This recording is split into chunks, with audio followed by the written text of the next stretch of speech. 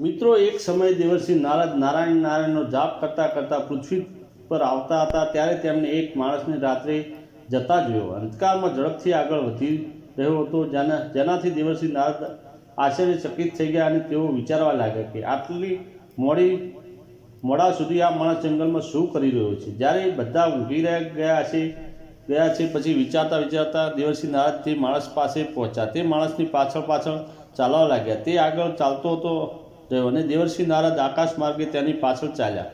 મિત્રો, થોડીવાર પછી તે માણસ જંગલમાં બનેલી એક ઝૂંપડીમાં પહોંચ્યો, જ્યાં એક ખૂબ જ સુંદર સ્ત્રી ઊભી હતી. તે સ્ત્રી ખૂબ જ સુંદર હતી અને તે પુરુષ તરફ જોઈ રહી હતી. તેને આવતો જોઈ તેણે કહ્યું, પ્રિય, હું ઘણા સમયથી તારી રાહ જોઈ રહી હતી. આજે તું આટલો મોડો કેમ આવ્યો? તો પેલા માણસે જવાબ આપ્યો, પ્રિય, આજે હું મારી પત્ની મોડે સુધી સૂઈ હતી એટલે મને આવવામાં મોડું થયું. તો પેલી સ્ત્રીએ હસતા હસતા કહ્યું, કંઈ વાંધો નહીં, મને આવવામાં થોડું મોડું થયું. મારા પતિ સૂતા પછી જ હું તમારી સમક્ષ આવી છું. ત્યારે સ્ત્રીએ કહ્યું, ચાલો હવે આપણે બંને ઝૂંપડીની અંદર જઈએ અને જીવનનો ખરો આનંદ માણીએ. એમ કહીને બંને ઝૂંપડીની અંદર ગયા. મિત્રો, દેવર્ષિ નારદ આ બધું જોઈ રહ્યા હતા અને આશ્ચર્ય પામ્યા. તેમણે વિચાર્યું કે પૃથ્વી પર સ્ત્રી અને પુરુષ બંને રહે છે. તેઓ પરિણિત છે, પરંતુ હજુ પણ તેઓ તેમના જીવનસાથી સાથે છેતરપિંડી કરી રહ્યા છે.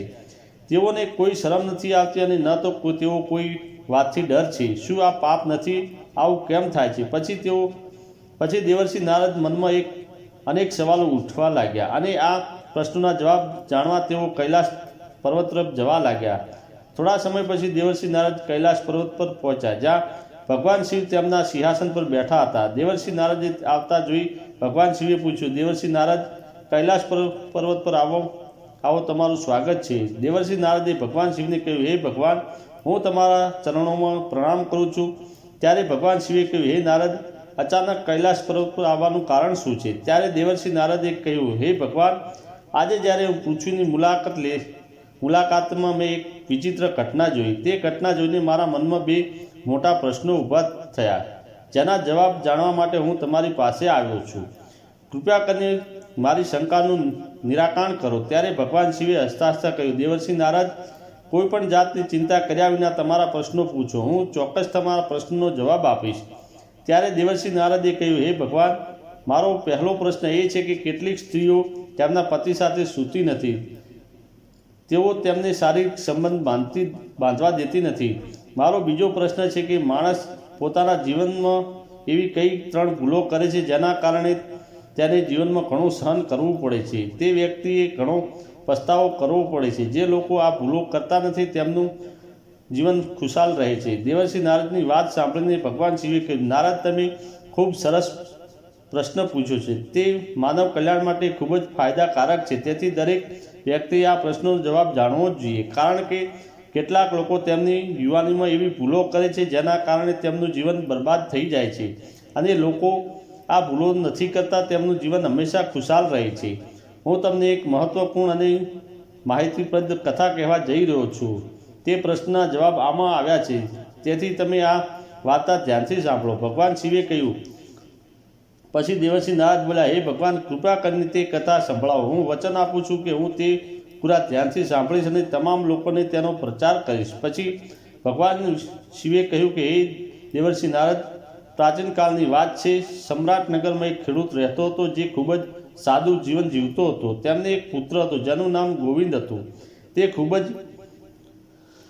જ સમૃદ્ધ હતો કારણ કે તે ખેતીમાં સખત મહેનત કરતો હતો અને તેનો પાક ઘણો સારો હતો. તે અનાજ બજારમાં વેચીને સારા પૈસા કમાતા હતા.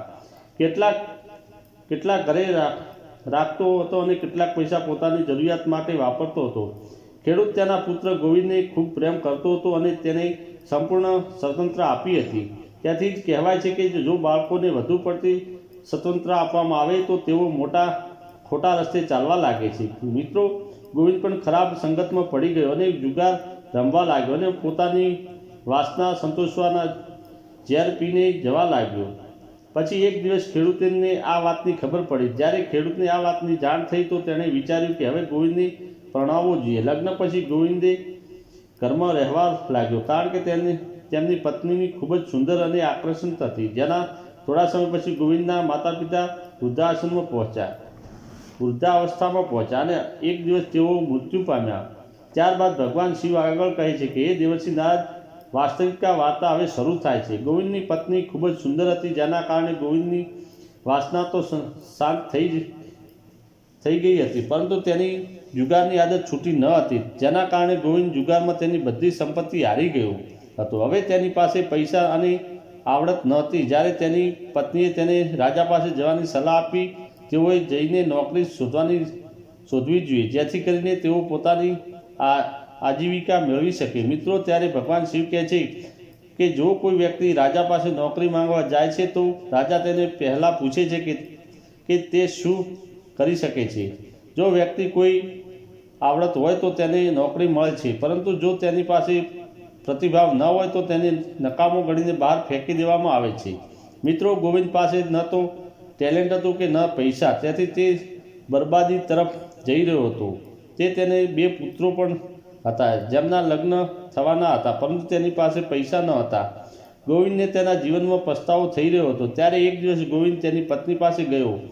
ત્યારે તેની પત્નીએ કહ્યું કે સ્વામી, આ દુનિયામાં સૌથી મોટું સુખી શારીરિક સંબંધ નથી, પણ જરૂરિયાતમંદની મદદ કરવામાં આવે છે. જેઓ મેથુનથી અંધ થઈ જાય છે તેઓ બરબાદ થઈ જાય છે. ત્યારે તેની પત્ની ગોવિંદને કહે છે, હું તમને 3 ભૂલો કહેવા જઈ રહી છું જે તમે કરી છે અને જે ઘણા લોકો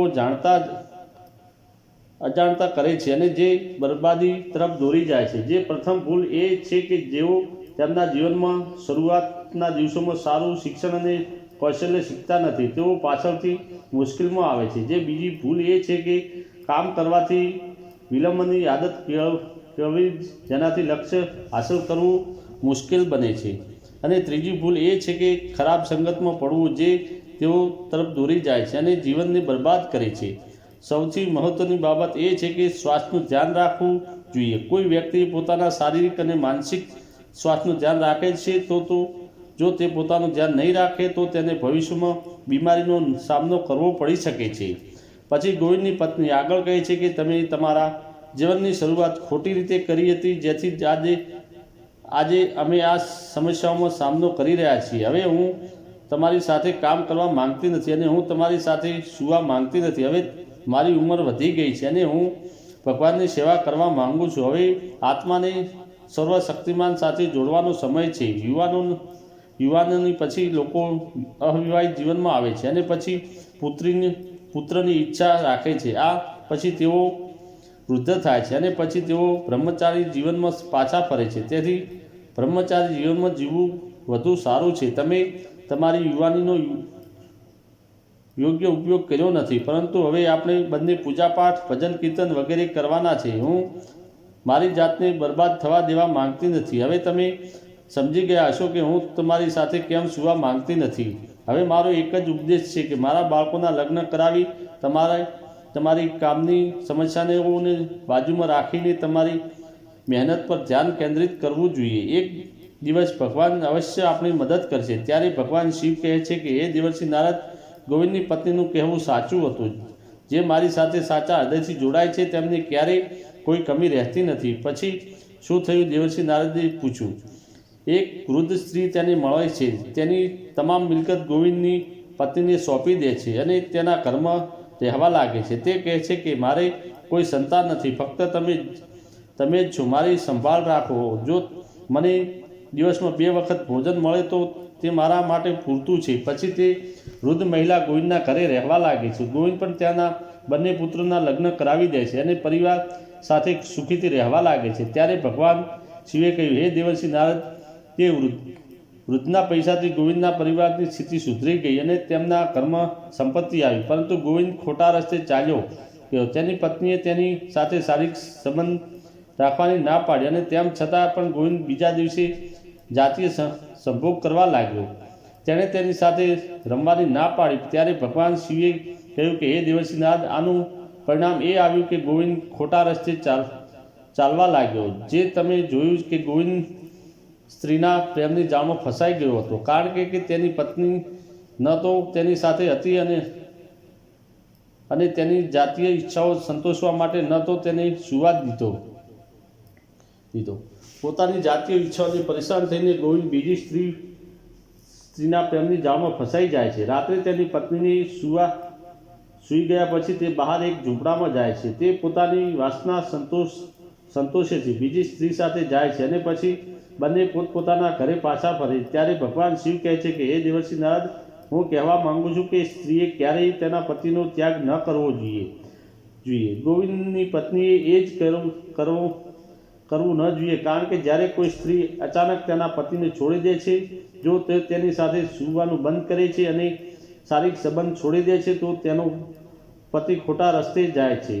સ્ત્રીએ ધીમે ધીમે તેના પતિને સાચા માર્ગ પર લાવવો જોઈએ અને તેને ક્યારેય છોડવો જોઈએ નહીં તો મિત્રો, સ્ત્રીઓની વાત કરું છું તો આવો હું તમને 3 મહત્વના કામ જણાવું જે સ્ત્રીએ ક્યારેય ન કરવા જોઈએ. નંબર 1, તમારા પતિ સાથે રાત્રે સૂવાનું બંધ ન કરો. સ્ત્રીઓએ રાત્રે પતિ સાથે સૂવાની ના ન પાડવી જોઈએ. જો તેણી આવું કરે છે તો પછી પતિ અન્ય સ્ત્રીઓ શોધવાનું શરૂ કરે છે. નંબર 2, પતિને સાચા માર્ગ પર લાવવો પ્રયાસ કરવો. જો પતિ જાતીય ઈચ્છાઓમાં વધુ સંડોવાયેલો હોય તો સ્ત્રીએ તેને ધીમે ધીમે સાચા માર્ગ પર લાવવાનો પ્રયાસ કરવો જોઈએ. તેને સારા સત્સંગ અને ભાગવત ચર્ચાઓમાં સામેલ કરવો, જેથી તેની વિચારણા અને જીવનશૈલી સુધરી શકાય. નંબર 3, જાતિ સંભોગ બંધન જ કરો. સ્ત્રીએ તેના પતિ સાથે શારીરિક સંબંધ બાંધવાનો ઇનકાર ન કરવો જોઈએ. જો કોઈ સ્ત્રી તેના પતિ સાથે શારીરિક સંબંધ છોડી દે છે તો પતિ વ્યભિચાર તરફ આગળ વધે છે અને બીજી સ્ત્રી સાથે શારીરિક સંબંધ બાંધવાના લાગે છે. મિત્રો, ત્યારે ભગવાન શિવે કહ્યું કે પતિ પત્નીનું સફળ જીવન ત્યારે જ શક્ય છે જ્યારે બંને એકબીજાને પ્રેમ કરતા હોય. સ્ત્રીઓ પોતાના પતિને વ્યભિચારી બચાવવા માટે દરેક શક્ય પ્રયાસો કરવા જોઈએ. તેવી જ રીતે પોતાના પતિને સાચા માર્ગ પર લાવી મહિલાઓ સમાજમાં શ્રેષ્ઠ કહેવાય છે અને પરિવારનું કલ્યાણ કરે છે. મિત્રો, પછી ભગવાન શિવે દેવર્ષિ નારદને કહ્યું કે હવે તમે સારી રીતે જાણતા હશો કે તમે જે પુરુષોને ઝૂંપડીમાં જોયો, એક સ્ત્રી સાથે સંભોગ કરતા જોયો, તે પોતે ગોવિંદ હતો. તેની પત્ની તેની સાથે શારીરિક સંબંધ બાંધવાની સંપૂર્ણપણે દૂર થઈ ગઈ હતી. તેથી તે તો તેની સાથે ન તો તેની સાથે સૂતી હતી કે ન તો તેની સાથે કોઈ જાતીય રમત કરતી હતી. પોતાની જાતીય ઈચ્છાઓ સંતોષવા માટે ગોવિંદ બીજી સ્ત્રી સાથે વ્યભિચાર કરવાનું શરૂ કરે છે. અને મિત્રો, તમે જે દ્રશ્ય જોયું, ભગવાન શિવના આ શબ્દો સાંભળીને દેવર્ષિ નારદ તેમની પાસે ગયા. તેઓ તેમના પ્રશ્નના જવાબો મેળવીને ખૂબ ખુશ થયા અને તેમણે નારાયણનો જાપ કર્યા અને ત્યાંથી ચાલ્યા ગયા. તો મિત્રો, આશા છે કે તમને આ કથા પસંદ આવી હશે અને જો તમે આ ચેનલ પર નવા છો તો વિડીયોને લાઇક કરી ચેનલને સબસ્ક્રાઈબ જરૂર કરી લેજો. કોમેન્ટ બોક્સમાં હર હર મહાદેવ જરૂરથી લખજો. વિડીયોને અંત સુધી જોવા બદલ તમારો ખૂબ ખૂબ આભાર. આપનો દિવસ શુભ રહે. હર હર મહાદેવ.